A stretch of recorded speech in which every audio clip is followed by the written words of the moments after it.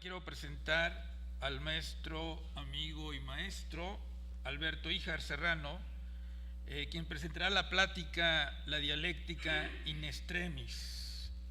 El maestro Alberto Híjar Serrano es crítico de arte y desde 1958 profesor en la Facultad de Filosofía y Letras en la materia de Estética y Arte Moderno de la Universidad Nacional Autónoma de México, así como ocupó el cargo de subdirector de difusión cultural de esa institución. Ha sido profesor en la Escuela Nacional de Antropología e Historia, coordinó la división de posgrado en el autogobierno de arquitectura de la UNAM en la década de los 70. De 1960 a 1980 coordinó el curso vivo de arte y posteriormente fundó el taller de arte e ideología TAI en la Sala de Arte Público Siqueiros. Actualmente es investigador en el Centro Nacional de Investigación, Documentación e Información en Artes Plásticas del INBA, CENIDIAP. En el 2013 recibió el Premio al Desempeño Académico en Investigación 2013 del INBA. Bueno, adelante. Ahora mismo, 43 desoladas familias claman por la aparición de sus hijos secuestrados, maltratados, vejados. El día que esto ocurrió, uno de ellos sufrió con el vaciamiento de sus ojos con los dedos por algún idiota policía. Le arrancaron la piel del rostro y de esta manera fue aventado por allí. Y al mismo tiempo, un grupo de muchachitos que estaban viendo el apando ni siquiera tuvieron la curiosidad de ver qué pasaba al final, sino que tenían ya que ir a su siguiente clase de metodología de las ciencias sociales o alguna barbajanada semejante, y al mismo tiempo Ciudad Universitaria en estado de sitio, como si estuviéramos en guerra. Todo esto ocurre simultáneamente. Al mismo tiempo la memoria.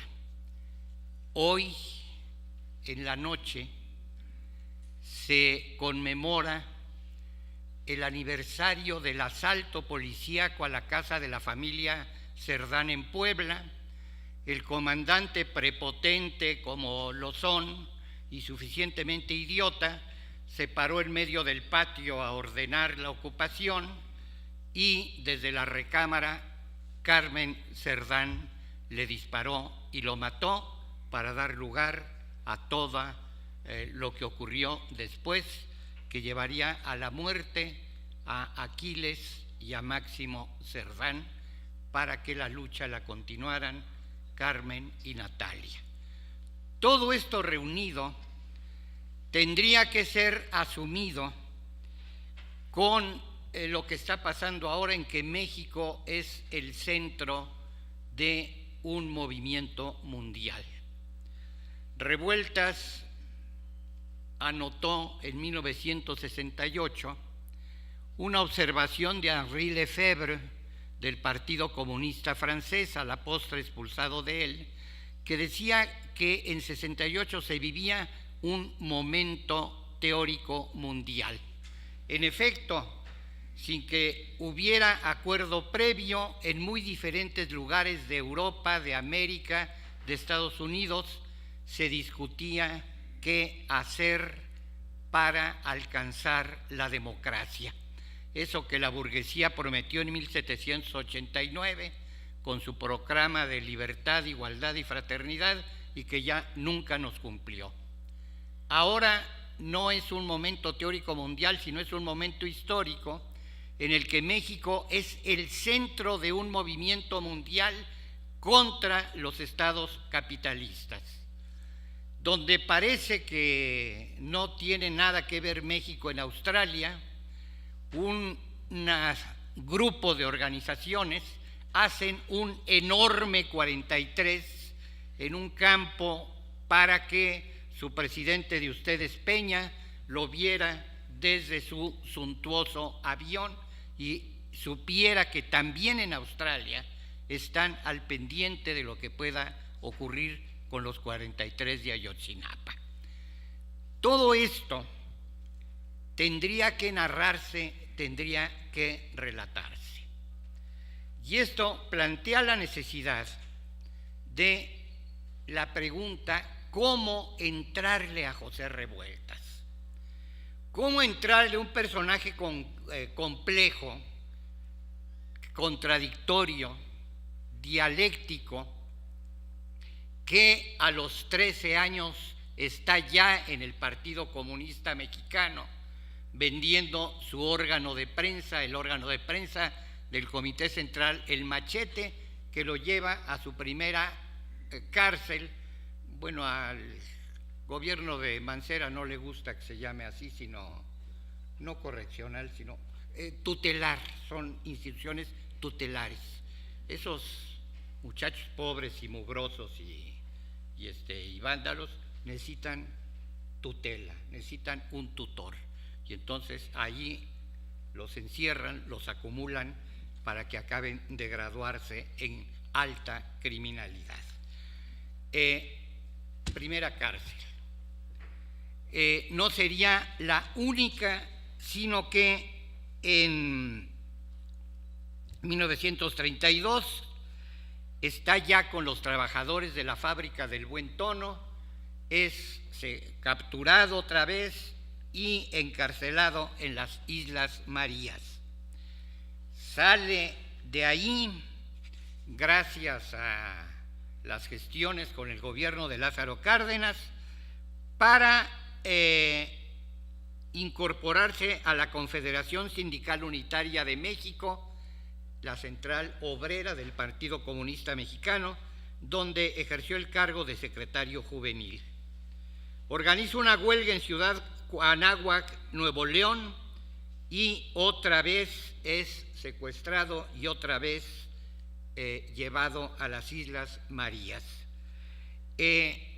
Toda su vida es ir de la práctica con el movimiento obrero, sobre todo, pero también campesino, de disputar en el interior del Partido Comunista las posiciones que consideraba equivocadas, la discusión de los bandazos del partido, que no hallaba qué hacer ante la cárcel llena de trabajadores por el movimiento ferrocarrilero y magisterial, que no sabía cómo congraciarse con la Unión Soviética, que recomendaba no le muevan porque primero en los países colonizados, decían ellos, mejor espérense, acaben con los restos de feudalismo, consoliden una burguesía nacional potente, y ya luego vemos cómo le hacemos para eso de la revolución proletaria, que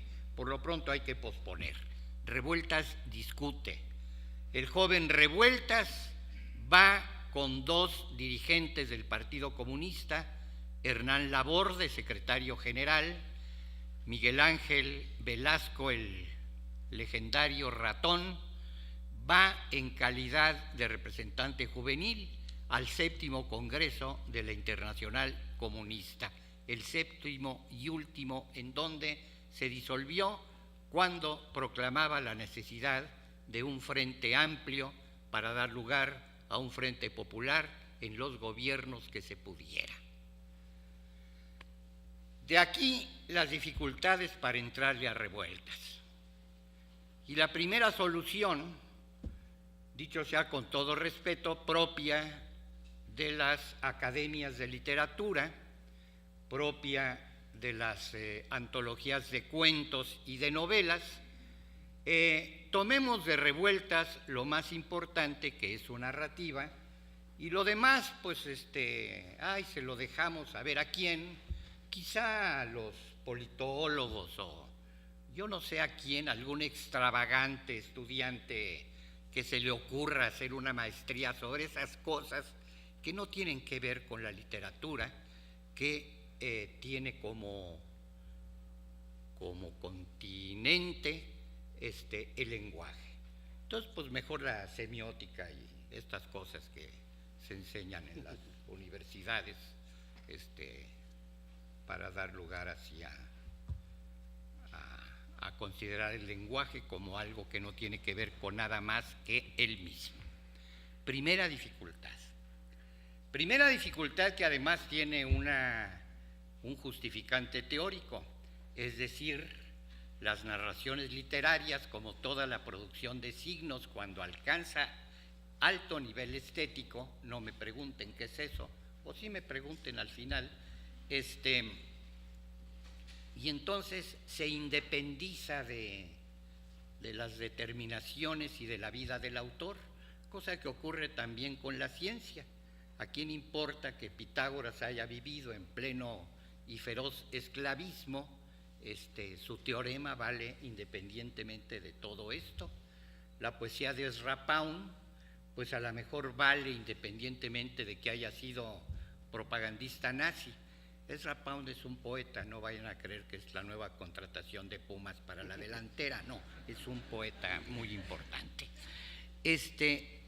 De modo pues que esto tiene su justificante. Ocupémonos solo de la parte literaria y lo demás pues lo hacemos a un lado y ahí nos vamos.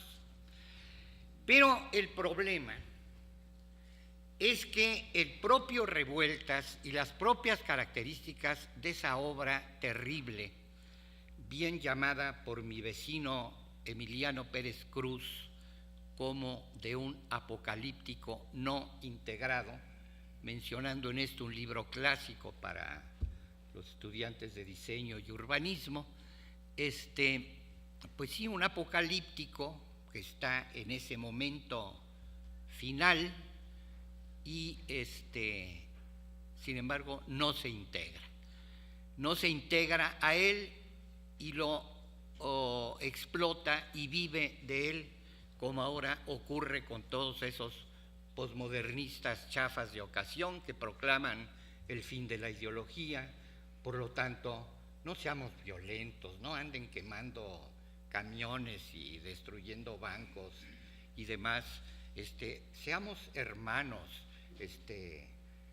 ay, a ver cómo te va de hermano de Peña Nieto y de Murillo Karam y demás. El copete ahí va, fíjate. Lo demás yo no sé.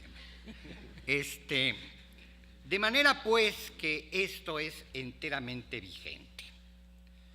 Segunda dificultad que va junto con la otra, el problema del realismo. Hay una tendencia estética más que artística, porque no tiene solo que ver con los signos escritos o pintados o grabados o esculpidos o danzados o realizados en sonido, sino que es mucho más que eso, es una tendencia estética, es decir, que da placer y dolor en la significación necesaria de lo que va ocurriendo y de su complejidad. A esta tendencia adhiere y discute Revueltas. El realismo tiene su punto fundamental de arranque en la Comuna de París, 1871, ese asalto al cielo, como lo nombró Marx, en donde los trabajadores y los vecinos organizan la gran asamblea del poder de París, deciden armarse frente al ejército del Estado, de las monarquías europeas, y son masacrados por las principales potencias de ese momento, que vieron en la Comuna de París un tremendo peligro. Como que el pueblo se arma, como que se organicen asambleas, nada que aterre más a la burguesía que las asambleas. Ya el director del Politécnico convocó a sus directores, no hay. Los directores sobrevivientes del Poli ya convocaron, creo que ya juntaron como 5,000 firmas para afirmar que esa asamblea de politécnicos que marcha durante 2 horas seguidas en la calle con la solidaridad de todo mundo, eso no nos representa a nosotros. Pues yo diría que por fortuna no representa a los miserables que de corbata, traje y despacho alfombrado y todo hecho, dicho sea con todo respeto. De manera pues que esta tendencia hizo decir a un reportero cuando murió Revueltas que había muerto el último de los realistas, diciendo a la par que con él se acababa el realismo. Se acaba el realismo, ya no es necesario significar estas complejidades en la que todo se imbrica, todo se contradice, lo que parece puro está lleno del mal, influido por él, los malos de repente resultan no tanto. ¿Qué hacer con toda esa complejidad? ¿Afiliarse a un círculo de lectores o qué? Para entonces aprender a hilar palabras minuciosamente, sin faltas de ortografía, ni faltas gramaticales, ni nada. ¿Qué hacer con Ciudad Nezahualcóyotl?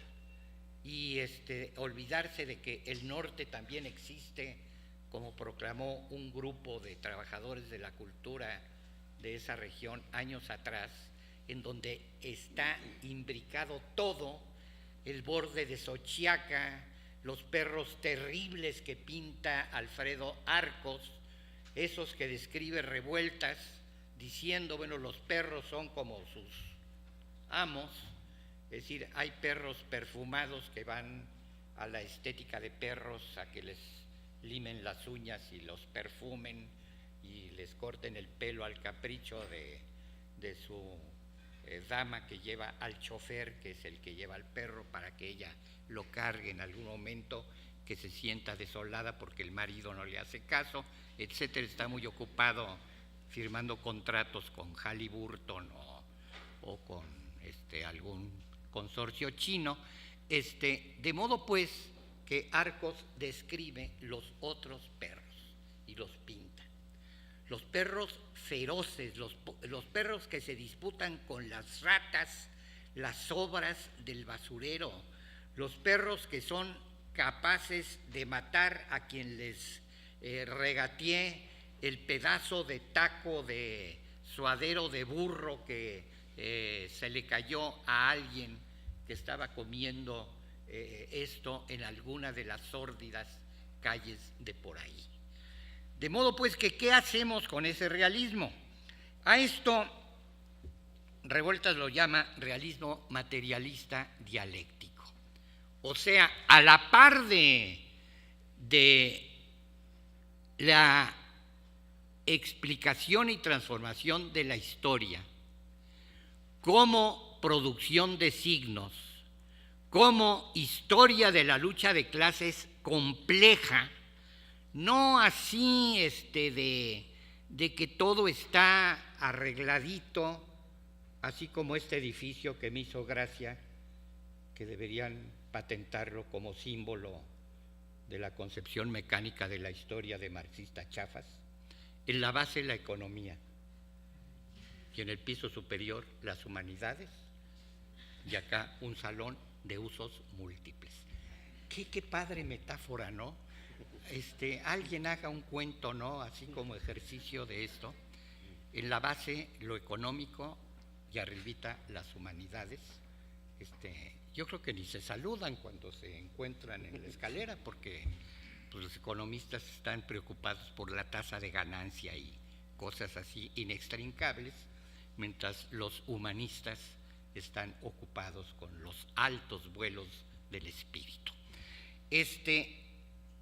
El realismo materialista dialéctico, por lo contrario, evitaría todo mecanicismo, toda reducción de la realidad a una sola dimensión. Todo es complejo, todo está interaccionado, no existe el bien o el mal absolutos, no hay esperanza definitiva, sino que todo esto da lugar a la dialéctica. Tercera dificultad. Evodio Escalante, ese excelente crítico que debieran haber invitado a este ciclo, tituló a una de las más famosas reflexiones sobre revueltas, una literatura del lado moridor. Dice Evodio Escalante que revueltas, decía que así llaman la gente del pueblo a todo lo que tiene un sentido agónico y mortífero. Yo nunca he oído a nadie en una taquería o en la pulquería decir el lado moridor. Quién sabe de dónde lo inventó Revueltas y de dónde lo pescó Escalante. Pero Evodio Escalante precisa, el lado moridor no es ese afán de centrarse en lo grotesco, en lo animal, en lo deleznable, en lo maléfico, sino por lo contrario, el lado moridor a lo que refiere es a la necesidad dialéctica de apropiarse de las cosas.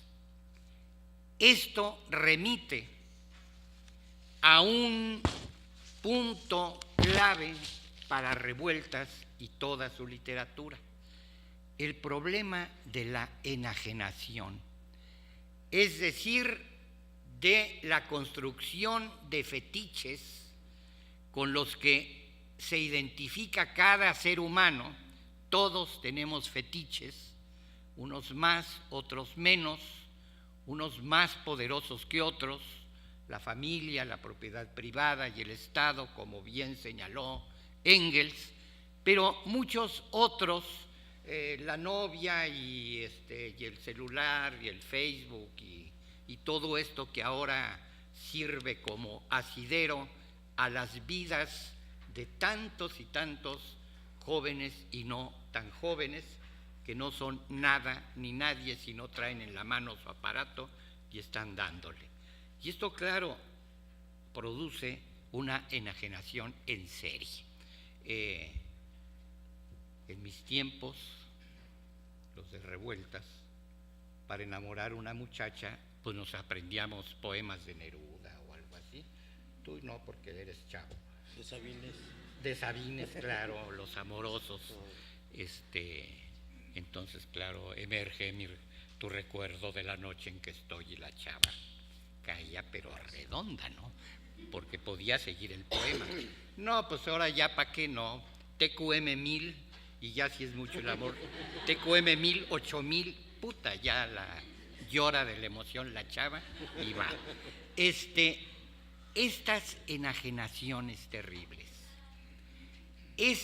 vivir permanentemente en la otredad, esa palabreja que me choca tanto y de la que me burlo tanto con León Chávez Teixeiro, sin embargo, es propio de nuestras vidas, siempre inclinadas a aceptar lo miserable de nuestras tristes existencias, la ausencia de plenitud, las rutinas que hacen que nuestras vidas sean chiquitas, poquitas. Está cayéndose el mundo, está cayéndose México y nosotros escuchando conferencias de literatura, puta, no puede ser, man. Siguiente dificultad.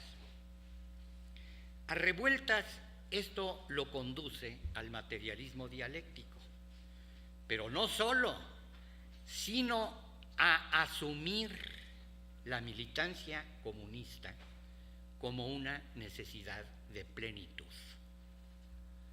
El punto de la enajenación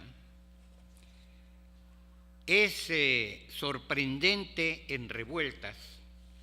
Un investigador que se nos suicidó, Jorge Fuentes Murúa, dedica la primera parte de su libro a averiguar de dónde Revueltas pudo conocer los manuscritos económico-filosóficos de 1844 de Marx, ese escrito de juventud a veces despreciado.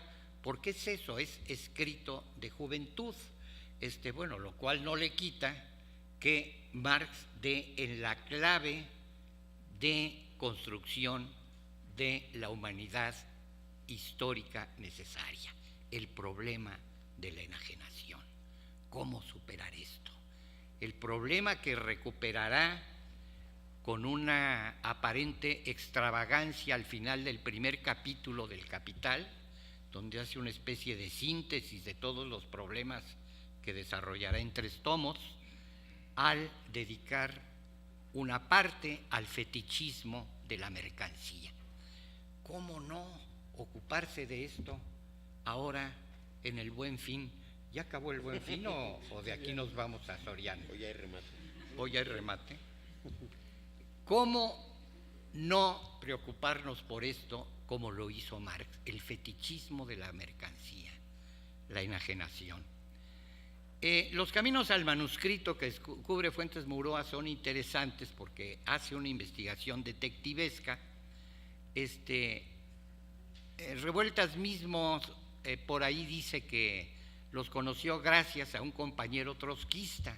Dios mío, trotskista estando en el Partido Comunista, esto lo hacía merecedor inmediatamente de la expulsión, si no es de la ejecución encomendada a algún disciplinado militante que no preguntara por qué tenía que hacer eso, a lo cual volveremos dentro de un momento.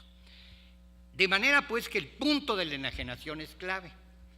Es probable que haya conocido la traducción de Alicia Gerstel, una comunista ejemplar, refugiada en México a raíz del nazismo, esposa de Otto Rulle, él relativamente famoso porque escribió un libro, pues entonces muy importante y que hoy debiera también serlo, porque se llama El alma del niño proletario, donde están los escritos sobre la niñez de los revolucionarios y de los que quieren transformar el mundo.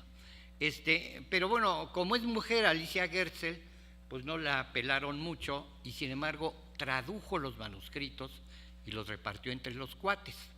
El joven Revueltas, que era resultado de haber abandonado la escuela para irse a la biblioteca a leer lo que necesitaba, y necesitaba lo mismo a Dostoyevsky que a Gorky, que al Capital, que a la filosofía clásica alemana, que ponerse al día en qué dice este señor George Lukács, que bueno, que él no conoció un texto clave de Lukács que se llama ¿De qué le sirve a la burguesía la desesperación?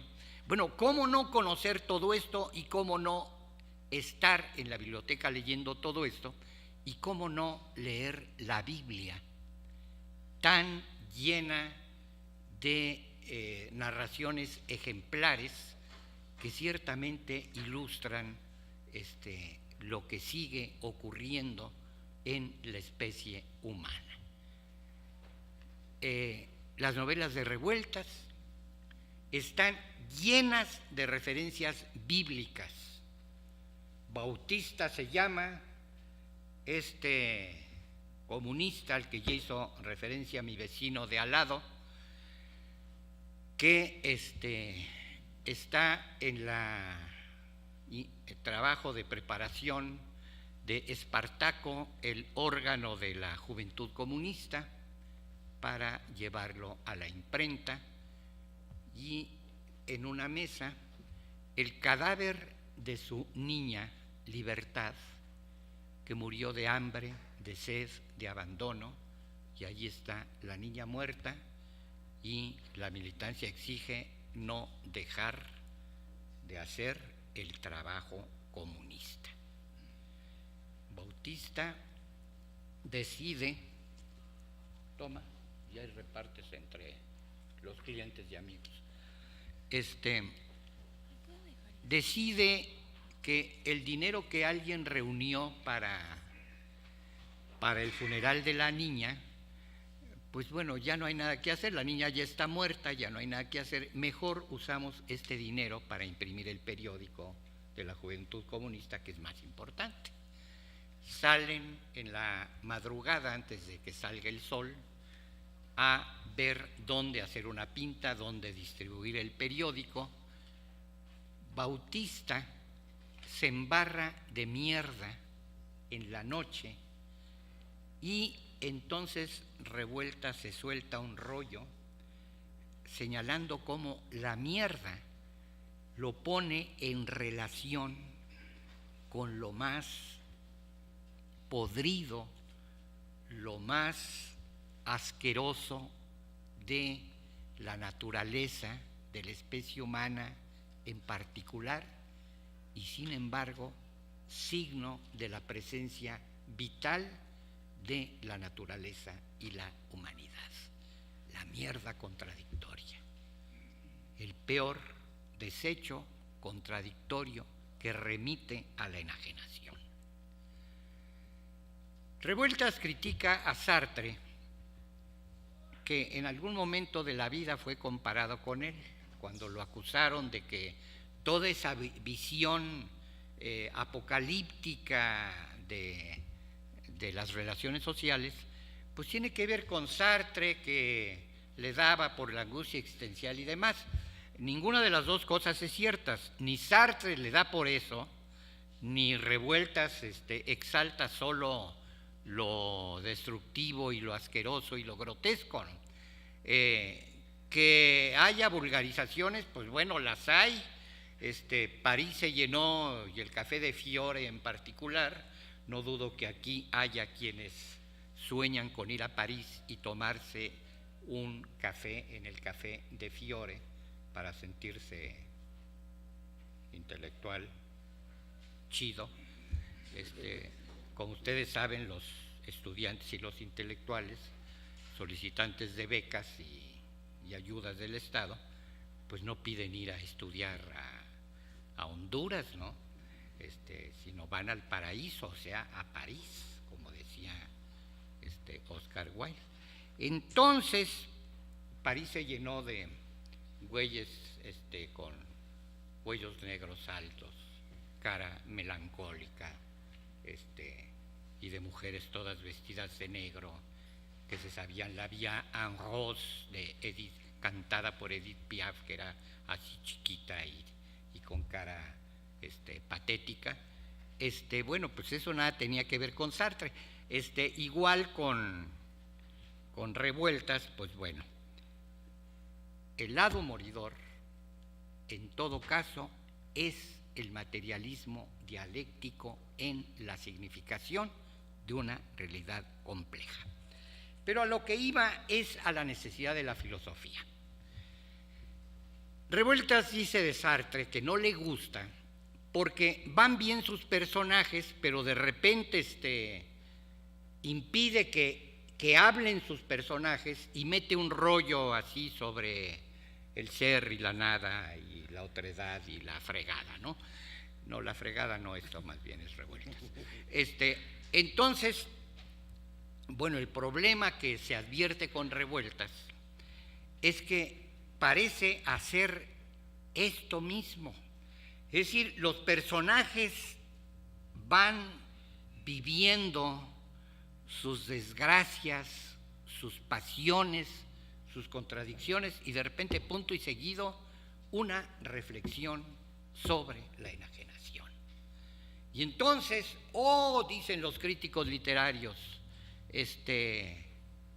culpa de Revueltas, meter el ensayo dentro de la novela, cuando que todos los estudiantes de literatura saben que son géneros diferentes, ¿no? Uno es la novela, otro es el cuento, otro es el ensayo, como explican sus profesores que tienen sus cajoncitos para clasificar, porque si no, ¿de qué darían clase, no? Es decir, solo saben esto, cómo clasificar géneros. Y Revueltas rompe los géneros, y entonces rompe como necesidad de su narrativa.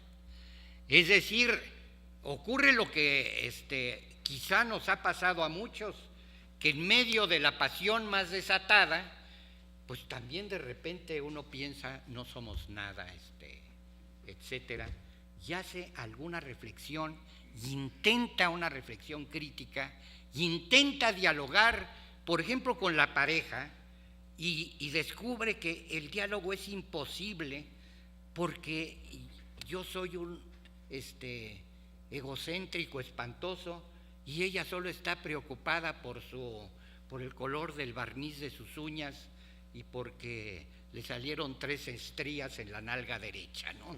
Entonces esto da lugar a que haya una mínima reflexión, una mínima crítica. Esto lo lleva Revueltas a una constante reflexión que parece interrumpir sus narraciones novelísticas, pero no es así. Todo es parte de esto. Por eso El Apando es una narración que se va de corrido, no deja respirar, no hay punto y aparte, ¿no? Sino que todo se va tendido, y entonces no hay manera de que uno diga, respiro y pasamos a otro punto. No, vamos tendidos, y todo es complejo, todo es terrible. Hay a quien no le gusta la versión fílmica, porque es singularmente grotesca, singularmente terrible, pero eso que vieron ustedes en la película, que le añadieron los guionistas del tatuaje a color que simula un acto sexual, ya están los que lo están viendo pendientes de que se consuma todo, y bueno, gozando el acto sexual como si fuera de a de veras, jadeando, acaban con eyaculación los hombres y quizá con orgasmo las mujeres, viendo una panza que mueve un güey, simulando el acto sexual de 2 figuras tatuadas a color. La enajenación al extremo. Y esto no admite pausas, porque esto es todo el tiempo, sobre todo en esa situación de cárcel. Ese señalamiento del arranque del Apando, de la cárcel dentro de la cárcel, es decir, todavía puede verse las crujías en Lecumberri, que tienen una especie de antesala, que es una especie de cárcel también con rejas muy altas, con puertas, en donde se resguarda la vigilancia y los presos privilegiados, serviles a los custodios. Y ahí están, dice Revueltas, los monos dando vueltas, sin darse cuenta de que su aparente poder en realidad es un poder espantosamente degradante de su calidad humana, o sea, nada más enajenado que estos monos, los custodios, dando vuelta en ese espacio que acaba siendo al final el lugar en donde más barrotes son metidos por los intersticios hasta volver insoportable el encierro, con la terminación que ustedes vieron en la película, el carajo diciendo, sin que nadie se lo pregunte, revisen a mi mamá que lleva la droga en las verijas, de donde él nació.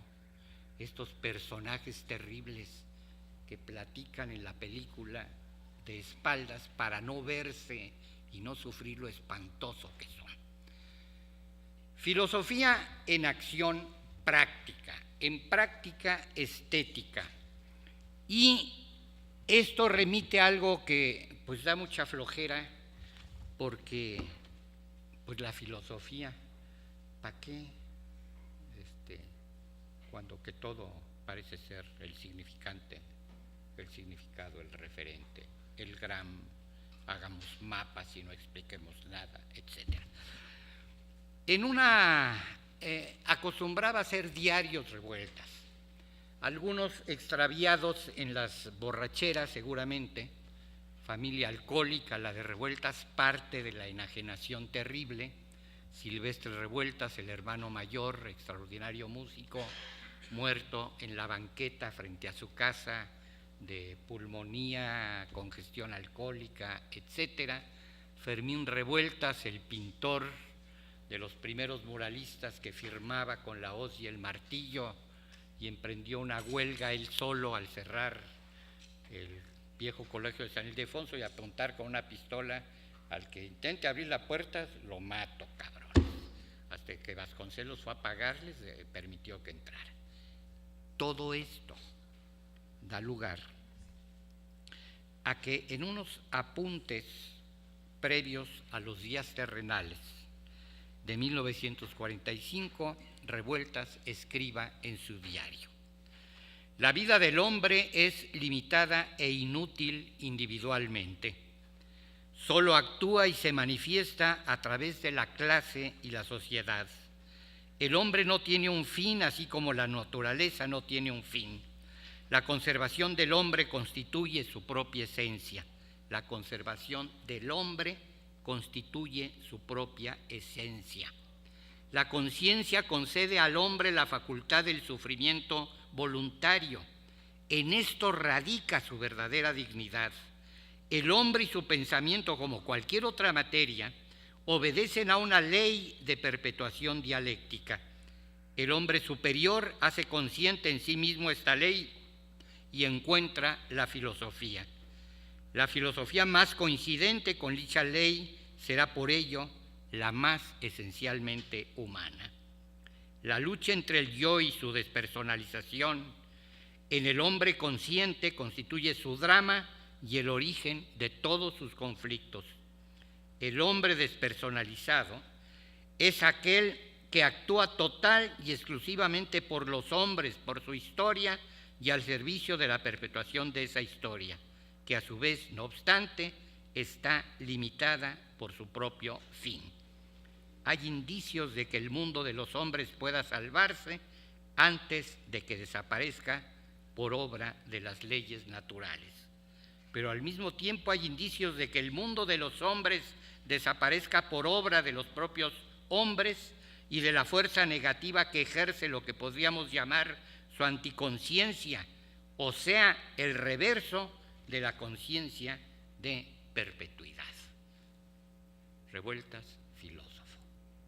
Y Revueltas, incorporando estas reflexiones sobre la totalidad del universo, sobre la dialéctica de la naturaleza, de la humanidad, sobre la destrucción y la construcción que exige la conciencia, pues esto tiene que entrar en las narraciones. ¿Y cómo entrarle a todo esto si no es apropiándose de estas aparentes escarceos filosóficos de Revueltas, que no son para nada escarceos, sino son necesidad narrativa? Siguiente y penúltima dificultad, para que ya no estén durmiendo. Todo esto exige construir la conciencia no solo de la humanidad, sino de la totalidad histórica, incluyendo la naturaleza. Y para eso la militancia es una necesidad.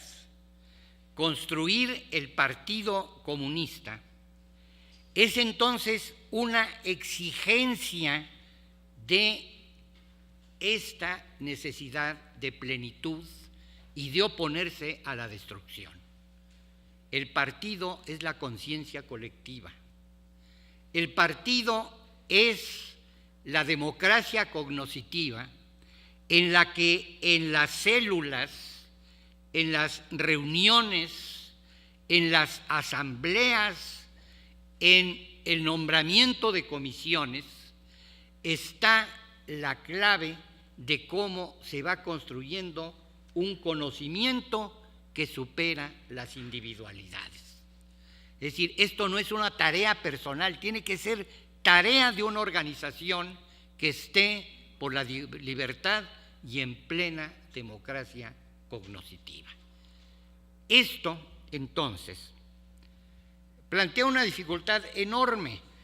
¿Cómo van a entender las revueltas gentes que en su pinche vida han tenido la menor militancia, ni siquiera en la Sociedad de Padres de Familia del Colegio Alemán, ¿no? Pues está difícil que entiendan estos avatares de la militancia. Dice por ahí Revueltas, no éramos militantes, éramos activistas, que no es lo mismo. El activista es que de manera pasional se lanza a repartir volantes, a hacer una pinta, a arengar a una multitud, etcétera, para que pasado cierto tiempo vuelva a sus actividades ganapán cotidianas. El militante es otra cosa. Ese tiene que tener plena conciencia de que el trabajo de construcción de la democracia cognoscitiva y del sujeto revolucionario, esto exige un trabajo constante y un constante enfrentamiento con la contradicción entre las necesidades personales, las necesidades de la organización y la necesidad histórica. Terrible problema dialéctico. Yo quiero irme al cine esta tarde, ya hay una reunión, ¿y qué hago? Yo quiero casarme, lo tenía planeado y el partido me manda a hacer una tarea. Yo quiero quedarme aquí en México, pero me están diciendo que mejor vaya a apoyar a Ayotzinapa. Terrible las contradicciones de la militancia. Entonces, esto forma parte de las claves de Revueltas. Y finalmente, todo esto parecería anular, pues lo que parece propio de la literatura y de su estudio en los cubículos y en los salones de clase. Es decir, el problema de la fantasía. ¿Qué hacer con la fantasía? Que tendría que ser liberada también, parte de la lucha contra la enajenación, tendría que ser liberar el mundo de los sueños, el mundo de las fantasías. Recientemente hubo una pinta que me gustó mucho porque está a la altura de las que se hicieron en 68. Decía esa pinta, estoy harto de realidades, quiero promesas. Me pareció excelente pinta. Claro, quiero soñar, quiero fantasear, ya estuvo bueno de cifras y gráficas y todas estas cosas. Esto lo asume también Revueltas y lo mismo da lugar a planteamientos terribles del lado moridor, que no es más que la dialéctica, que a planteamientos fantásticos. Por ejemplo, en uno de los diarios hace una anotación y le pone para un cuento. El orador frente a la fábrica, los obreros que salen y lo escuchan, la mujer de espaldas en quien todos se fijan. Cuando la mujer se vuelve hacia el orador, éste descubre que ha llevado todo el tiempo entre los brazos a su hijo muerto que mostraba a los obreros a la salida de la fábrica. Pero también están las narraciones en las que procura dar lugar a la fantasía. Yo recomendaría a los estudiosos de la literatura como tal, si es que eso existe, se fijaran en la antología personal que el propio Revueltas hizo. Es decir, aquí están las narraciones que a él le parecieron que tendrían que ser consideradas como las características de su obra. Las introduce con una, dice, mi posición esencial, y toma fragmentos de los días terrenales, de Dios en la tierra, después de narraciones cortas, Virgo, el signo del escorpión, la multiplicación de los peces, Nocturno en que todo se oye, que son narraciones muy breves, Dormir en tierra y al final Resurrección sin vida. En Nocturno en que todo se oye, dice al final de este brevísimo relato: un paraguas en estado de sitio declara y su voz de ventana aletea por toda la calle enloquecida, perseguida por dos árboles con disfraz de testigos. Ella había subido a la escalera con una carta. Luego se desnudó para facilitar la autopsia y acto continuo descargó sobre su sien todas las tinieblas suicidas que pueden brotar de las paredes de un cuarto con solo dar vueltas al botón de la luz. Aquello que se ve dentro del escaparate de la tienda de pompas fúnebres no es tampoco un ruido, ni las pisadas que se iban cada vez más lejos a cada despedida, sino el ferviente notario que cose el cadáver con una aguja negra hasta que ella comienza a gemir y de sus senos abiertos salen corriendo nuestros recuerdos, nuestras citas, las manos que urden mentiras, y entonces ella, cuidadosamente sonámbula, cubre mi piel de labios. Escogí este relato fantástico porque recuerda los convivios de Revueltas, sobre todo después del 68, que cayó en garras de la izquierda reventada, que anticipaba su incorporación al servicio servil del Estado y sus partidos políticos, entre borracheras y desmanes de este tipo, a los que invitaban a revueltas con la salud muy deteriorada, al que emborrachaban inmediatamente, se orinaba en los pantalones, la esposa en turno lo tenía que llevar al baño no sé a qué, y Revueltas entonces inventaba cuentos como pero hablaba también de la autogestión, que dejo para el final, ya solo me faltan como 3 horas, así que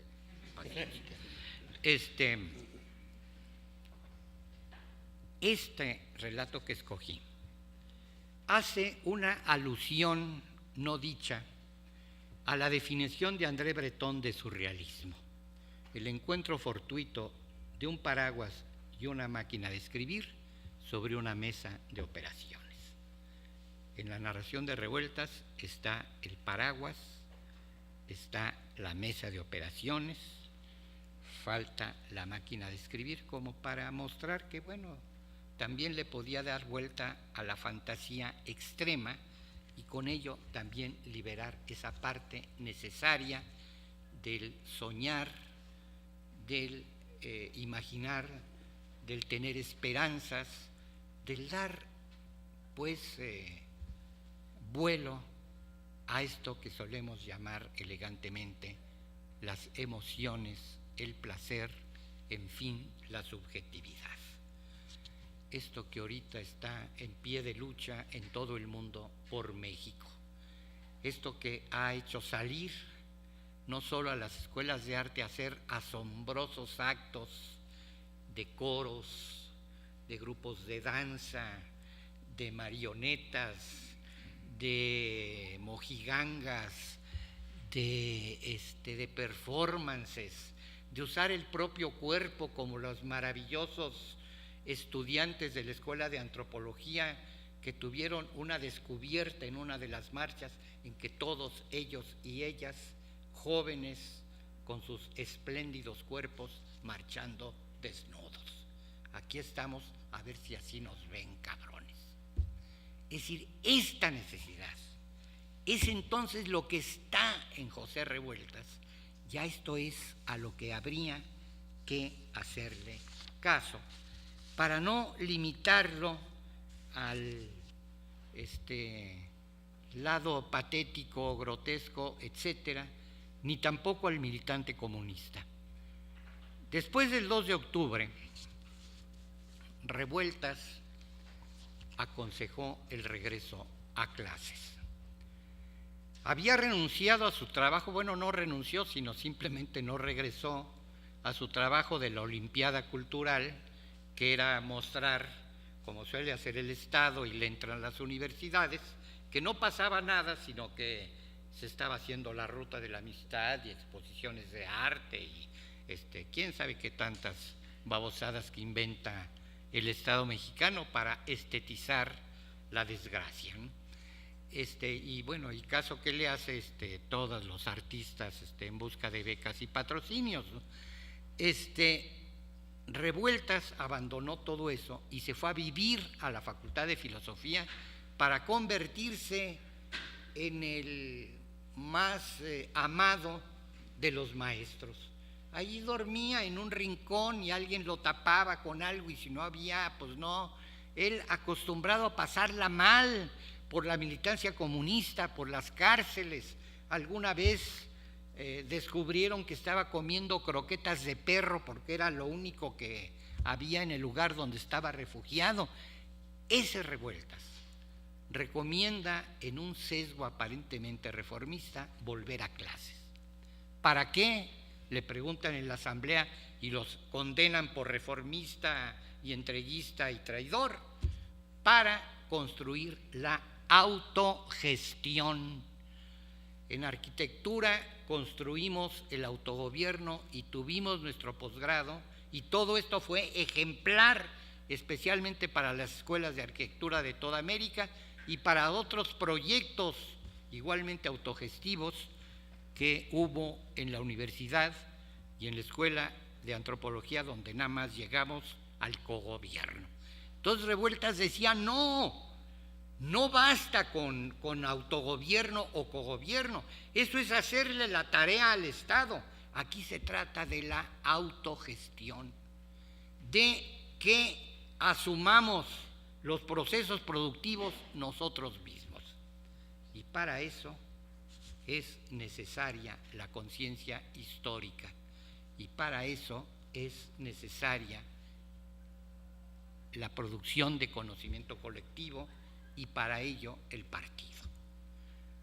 Sé que ahora una gran dificultad en retirada es la proclama anarquista llevada a la aberración, ni Dios ni amo, y añaden las feministas, ni partido ni marido.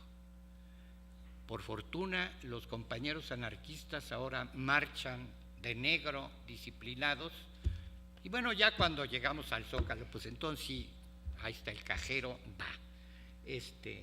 ya pintar los bancos, etcétera, etcétera, pero ya de otra manera. Entonces, la violencia de los estudiantes, vándalos, etcétera, en un país lleno de fosas, llenas de cadáveres de secuestrados, de migrantes masacrados por el Instituto de Migración en complicidad con la policía, con los coyotes, con el narco. Es decir, quemaron un camión, puta, qué grave frente a todo lo que está haciendo el Estado, ¿no? Esta disputa de la violencia forma parte del sentido revueltiano, singularmente importante ahora. La literatura revueltiana es disputar la violencia y advertirla como parte de una esencia humana degradada. A los que le dijeron, esto es contra el partido lo que estás haciendo, él respondería, años más tarde de sus expulsiones, respondería, es que yo no estoy criticando a un auténtico partido comunista ni a comunistas auténticos. Estoy mostrando las aberraciones autoritarias, machistas, de un partido degradado en el que la autoridad del Comité Central o de la ordenanza que llegó de Moscú es lo más importante. Eso no es un partido comunista que construya la plenitud humana. No estoy criticando a los comunistas, estoy criticando a quienes creen que la militancia es la obediencia ciega. Cuando en una de las narraciones de Revueltas, el partido decide ejecutar a Eladio Pintos, un comunista famoso porque ejecutó a un ministro español, huyó y manejando él mismo una avioneta llegó a Moscú, pero en Moscú parece que participó en la planeación de un atentado contra Stalin, que era como atentar contra Dios Padre. Hay que ejecutarlo. Y en esta construcción simbólica que hace Revueltas, el comisionado para la ejecución de Eladio Pintos es un linotipista. El linotipista hacía, porque ya no se usa el linotipo, hacía la transcripción de las palabras para que se volvieran plomo y se pudiera imprimir un escrito. No le importaba el significado de las palabras, únicamente iba transcribiendo fielmente el texto que se le daba. O sea, un linotipista que ignora, que está enajenado a las palabras como signo de nada, porque no entiende nada ni le importa entender, es el encargado a matar a un comunista ejemplar. Ese linotipista no es un comunista. Un comunista tiene que ser pleno de conciencia, pleno de militancia, dispuesto a construir en definitiva no solo la esperanza de un mundo mejor, sino de una naturaleza en libertad. Esto entonces es la gran lección de Revueltas. Muchas gracias, maestro Alberto Híjar.